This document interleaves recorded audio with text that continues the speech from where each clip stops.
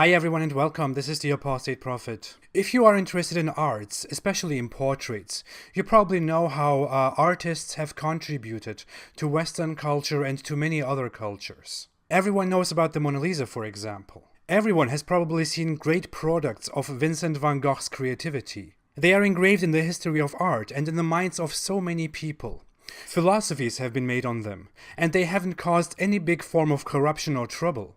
If you make a quick search for famous artwork, you will see a lot of masterpieces by great artists in history. It all looks wonderful. One thing that you can notice if you pay attention is that there is basically no globally renowned Muslim artist, and no memorable piece of art coming from the Islamic world. That's not only because Western culture is in the focus. You can also see Japanese art like Hokusai or Indian artists like Amrita. To be fair, there are also some Islamicized cultures that produced art, like Persians or recently Turks, but the point stands. Art that depicts humans or animals was never really popular in the Islamic world because it was seen as a corruption and as a sin. Islam is against so many beauties and liberties in this world, and art is one of them. I will deal with how Islam views art and portraits. But before I begin, I want to thank all my supporters on Patreon. My channel is not monetized, so you won't see advertisements when watching my videos. If you want to support my cause, you can support me on Patreon. The link is below in the description. I appreciate your contribution very much. The lack of portraits and creative art in the Islamic world is not only noticed if you go on Google, it's also noticed if you visit Muslim homes or religious Islamic places, for example. In the Islamic world and among Muslim families, people usually give each other the advice to take portraits off the walls, if there are portraits. And you can never see any form of depiction of a living being in a mosque or Islamic religious places. The reason is Islamic, of course. Formerly, I made a video about dogs in Islam and said that angels don't enter houses where there are dogs. The same goes for pictures of creatures, according to Hadith. But it's even worse. According to a very authentic hadith, Aisha bought a cushion once that had images of animals on it. When Muhammad came home, he saw that, and he asked in an angry manner what that is.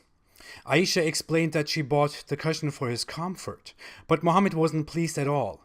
He said, "The makers of these pictures will be punished severely on the day of resurrection, and it will be said to them, 'Make alive what you have created.'"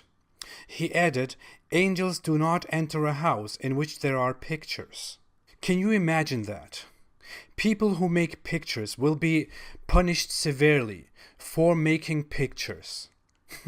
According to another hadith, Aisha had a curtain with pictures on it, and Muhammad became very angry and ordered her to remove it, and added that the pictures still come to his mind when he prays. What could those pictures possibly do to bother him during prayer? I mean, Muhammad was not very clean in his mind, as we talked about before, but anyway. Apparently Muhammad didn't like pictures very much, which seems reason enough for him to condemn everyone who makes pictures. He hated pictures so much that he would destroy them, whatever it is.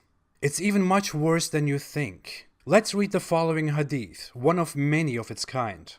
And then let's question again if Muhammad or the authors of hadith were sane, or if Islam is really such a lovely and peaceful religion. The people who will receive the severest punishment from Allah will be the picture makers. In another hadith, the wording is, "those who try to make the like of Allah's creations." People who make pictures.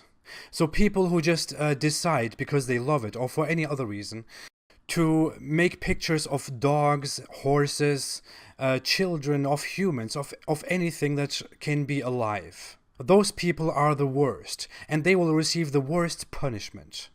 Seriously? How can anyone explain this with reason? And by reason, I don't mean some bullshit like, well, people try to create Allah's creation and they can't give it a soul, which is a sin. That's complete nonsense.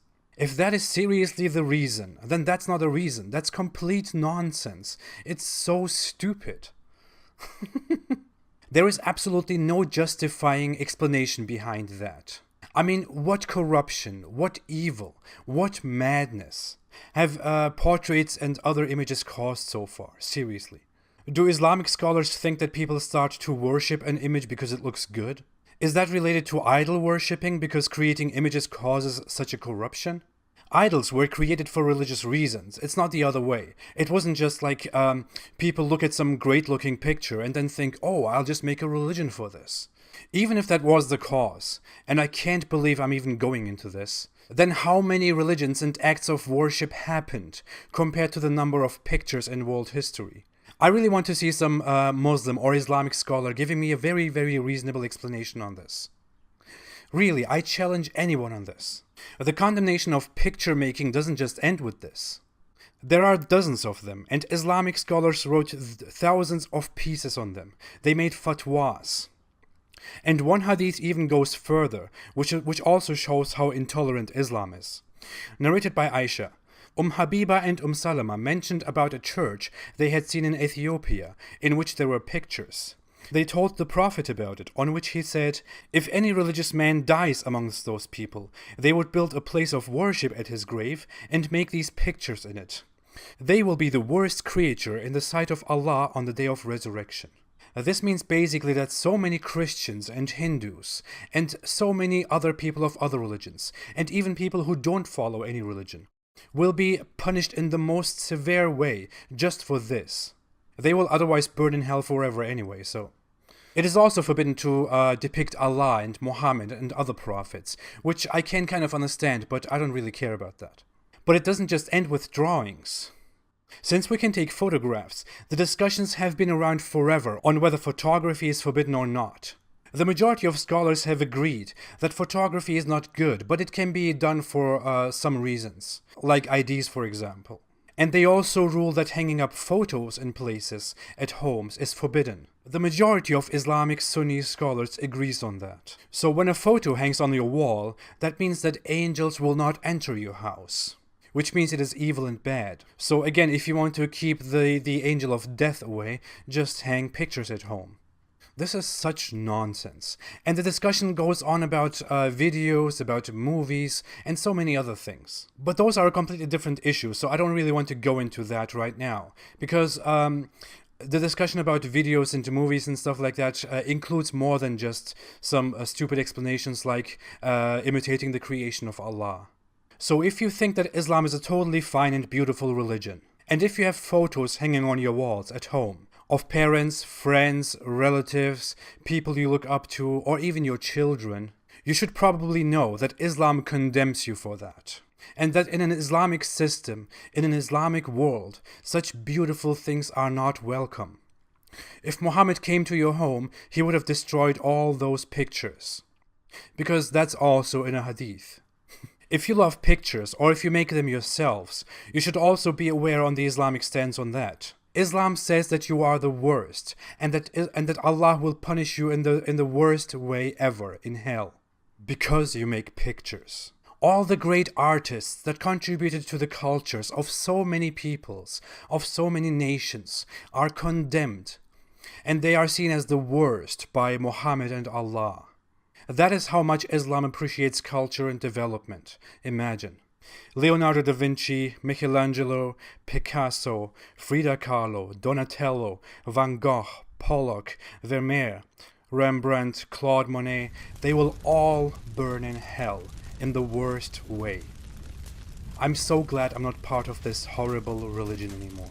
Thank you for watching. If you like my content in this video, please do not forget to like, to subscribe, and to share. My channel is not monetized and never will be, so if you want to support my cause, you can do so on Patreon. I appreciate all your support very, very much, no matter in what way it is. I will be back next week, and I will come soon with an announcement for a live session, just with me with a Q&A session. So stay tuned, have a great weekend, and please stay away from Islam.